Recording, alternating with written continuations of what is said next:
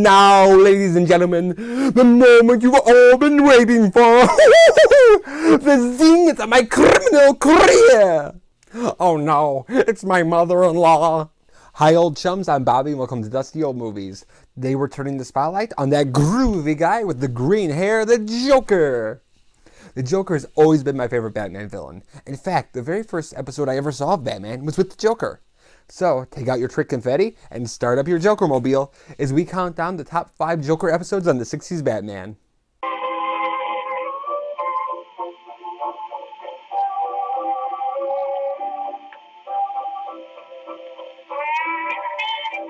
The Joker is one of Batman's oldest and greatest foes, appearing in issue number 1 of the comics. When it came time to casting this role for the TV series, Batman producer Bill Dozier went with the obvious choice, an aging Latin lover.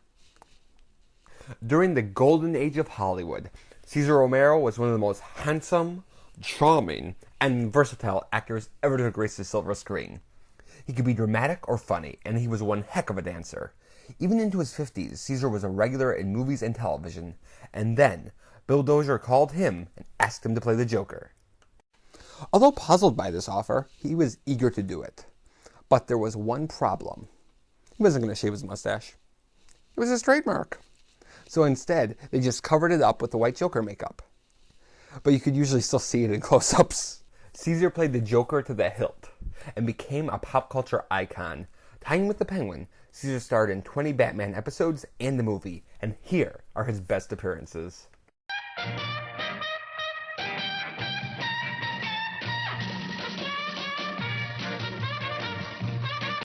Batman was at its silliest during its 3rd season, often going into self-parody, and while a lot of these later episodes fall flat, one that excels at this is number 5 on our countdown. Surf's up, the Joker's under. Cowabunga! Cowabunga! With the help of his surfing experience and ability transferometer, the Joker steals the surfing talents from Hot Dog Harrigan and Skip Parker, so that he'll be the most fabulous surfer in Gotham City. With all the surfers looking up to him, he'll finally be able to take over the world. This episode is a satire on the beach culture of the 1960s, and they go all out with it. They use all sorts of surfer slang like cowabunga. The Joker and his mole and Dean communicate through walkie-talkie hot dogs. And the Joker and Batman even have a surfing contest where they wear their swimming trunks over their costumes. Just like my action figure.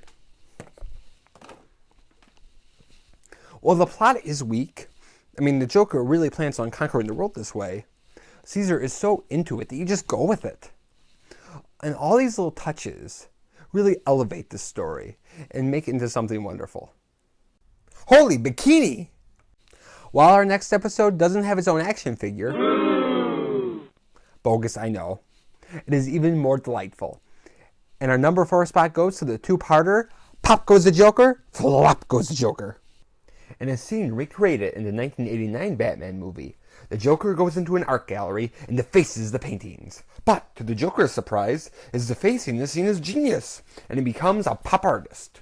Paperclip heiress Baby Jane Towser becomes his biggest supporter, but the Joker is only using her to commit his crimes. These episodes are a satire on pop art, and it is the funniest Joker story of the whole series.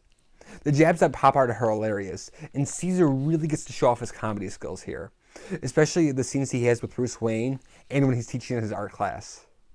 Well, barbed wire is the medium of the future, Mrs. Russell-Meyer, but that is no way to make a banana. Now that is a banana! The Joker doesn't really have a master plan here, and is just winging it as it goes along. But I like that because the Joker's into crime for the fun, so he doesn't always need a plan. Do I really look like a guy with a plan? Because the Joker doesn't have an ultimate goal, this story doesn't have a lot of adventure. But the extra downtime really gives the actors a chance to interact, and those moments make this episode a standout.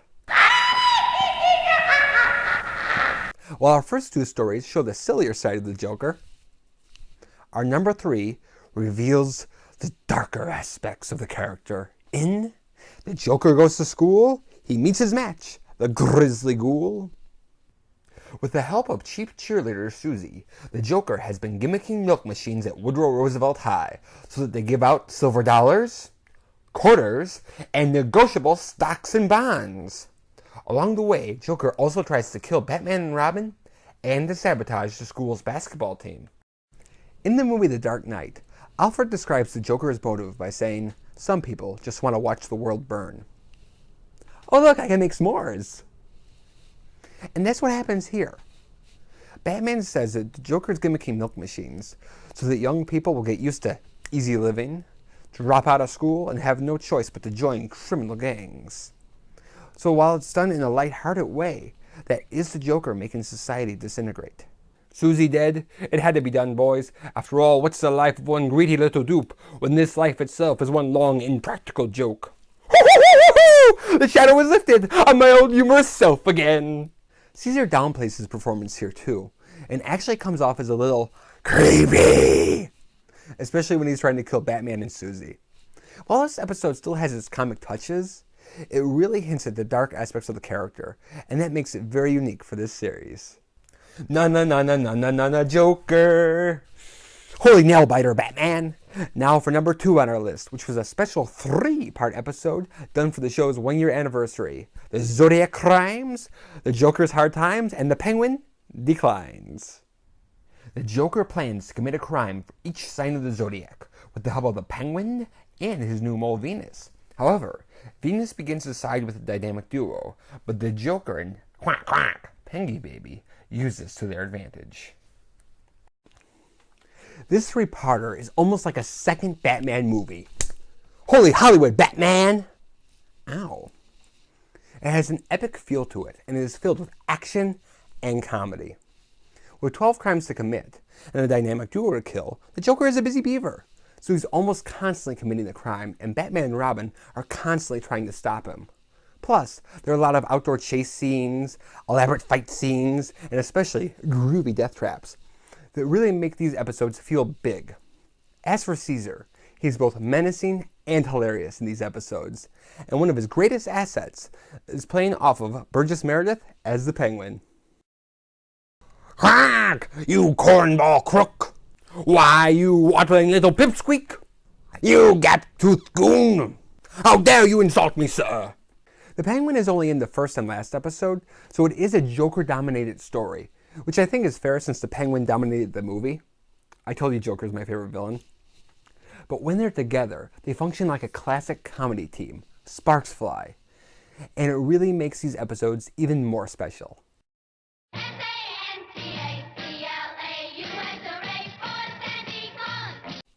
Now, for the number 1 Joker story. His very first appearance, the 2-parter, The Joker is Wild, Batman is Riled. Frustrated by always being foiled by objects in Batman's utility belt, the Joker creates his own utility belt to store all of his tricks, and he uses it to commit crimes and wreak havoc in Gotham City. Based on the Batman comic, The Joker's Utility Belt, this is 60s Batman at its best. A comic book come to life. Our introduction to the Joker is him doing his famous laugh and playing baseball in Gotham Penitentiary. And then a giant spring propels him over the prison wall, and Chief O'Hara exclaims, "The Joker! He sprung himself!" It shows his wackiness and his cunning, and sets the tone for these episodes. Throughout this story, Batman and Robin use their detective skills and gadgets to try to stop the Joker, and the Joker uses his cunning and his gadgets, like trick confetti and sneezing powder, to get away. So it really shows how they're equal adversaries, which makes it especially exciting. In fact, the reason why the Joker created a utility belt was to keep up with Batman. I swear by all that's funny, I shall never be foiled by that insidious, unconstitutional device again! I also love how this episode totally embraces the clown theme. All of his henchmen are named after famous comedians, his hideout is an amusement park, and he even disguises himself as a clown opera singer. By the way, look how similar his mask is to the one that the Joker wears in The Dark Knight. Cesar is full force, menacing, funny, and physically into it, and the story makes the best use out of him, and it is the ultimate Joker episode. Cesar Romero is the Joker, brings out the best in the more dramatic episodes and the sillier ones, and it's always great to see him. Thank you for watching Dusty Old Movies, and have a jokey day!